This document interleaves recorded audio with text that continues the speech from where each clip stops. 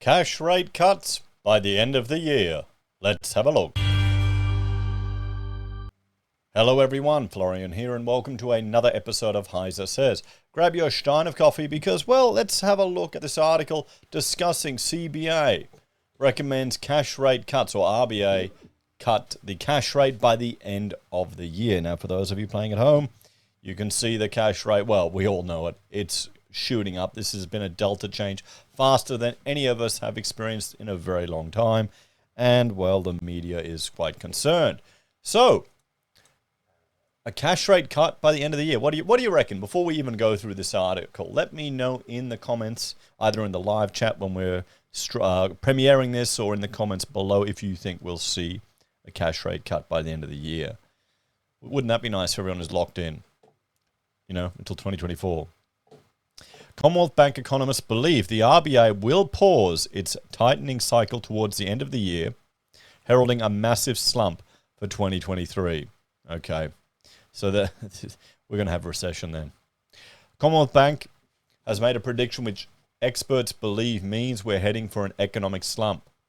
With weaker than expected recent employment data, ABS retail sales for December down 3.9%, house prices still falling, and large volumes of fixed rate mortgages set to expire this year, Commonwealth Bank economists believe the RBA will pause its tightening cycle towards the end of the year.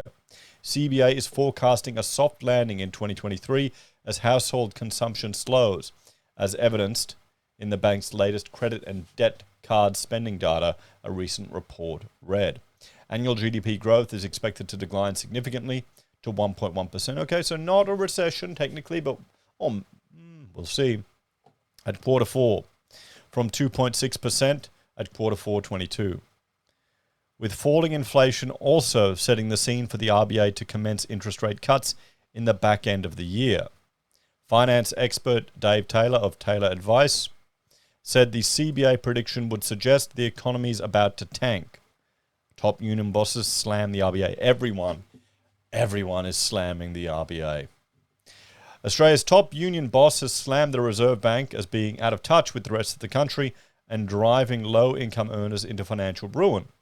It comes after the RBA brought up the cash rate by 25 basis points on Tuesday from 3.1 to 3.35% to curb inflation.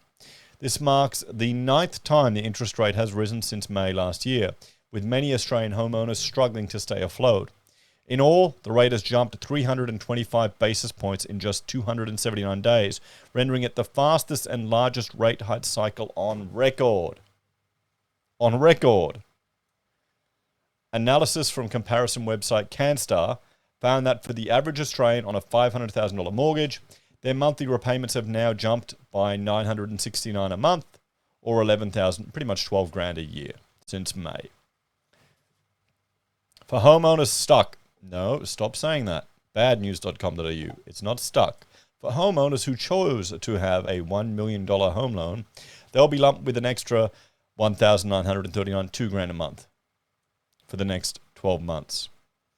Secretary of the ACTU, Sally McManus, has shamed the central bank for having no understanding or compassion for struggling homeowners and causing too much pain.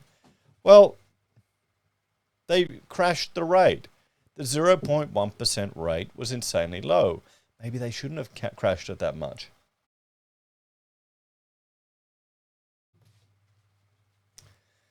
The CBA reckons the RBA will cut its cash rate by 50 basis points, or 0.5% at the end of the year. Ms. McManus had some choice words for the RBA's Governor Philip Lowe. In the tone of things he's been saying, there is not understanding that at the lower levels of labour market in our society, there is not any longer, if there ever was, some savings that people are running down. People are struggling, she reports The Guardian. Yeah, but how many people have always been struggling? How many people have always been struggling? How many of those people gone into a loan only because the government incentivized them to get one with insanely bullshit deposits, like 2% deposits?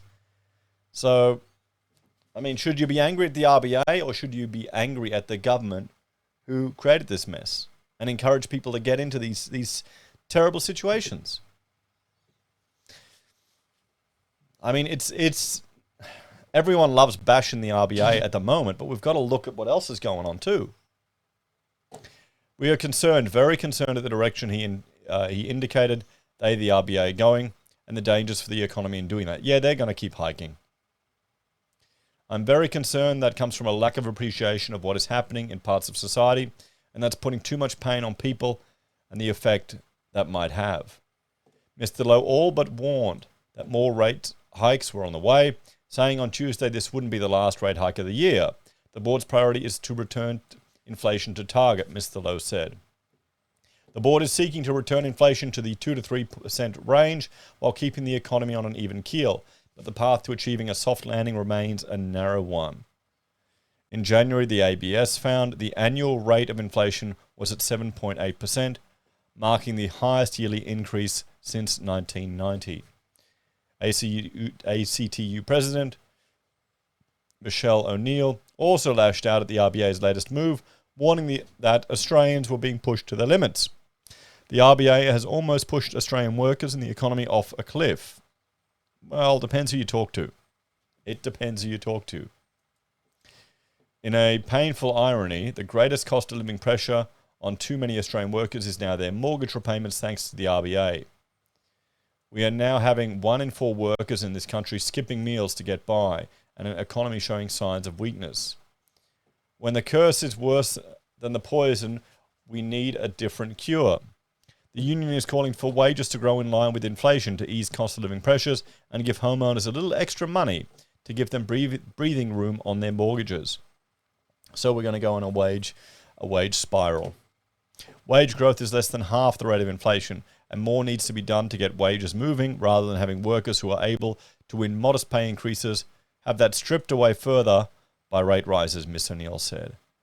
Oh, we've got all these unionists giving economic advice. I think it's really quite funny. So well, let's have a talk and get some economic advice from an architect. Why not? So we've got the RBA bashing. It's happening everywhere. Everyone is attacking the RBA. Now, the viewers of the channel, we were aware that rates were not going to go negative, even though the media was reporting that it was, because of what our Reserve Bank governor said during reports to Senate committees. That's the only reason we know about it, because that's where he's mentioned that. And that clip barely featured anywhere in the media. Now, other people, probably the unionists, believed the media when they were reporting. They're watching their Koshi and whatever on Today. I don't know what show is he on. Is Monday still a show anyway? Or Sunday? Is that still a thing? And they're believing the reports that rates wouldn't go up until 2024. But, I mean, here's the thing. A lot of these people, are they crying poor for the workers that just bought in the last few years? Or the ones that have had houses for a while because rates were going down and now they're going back up again? So most of those people that bought a home a few years ago should be doing fine. Sure, rates are going up, but you've been paying your mortgage for years. You've been, if you're smart, you're locked in at an insanely low rate, so you're getting a bit of a buffer. It should be good.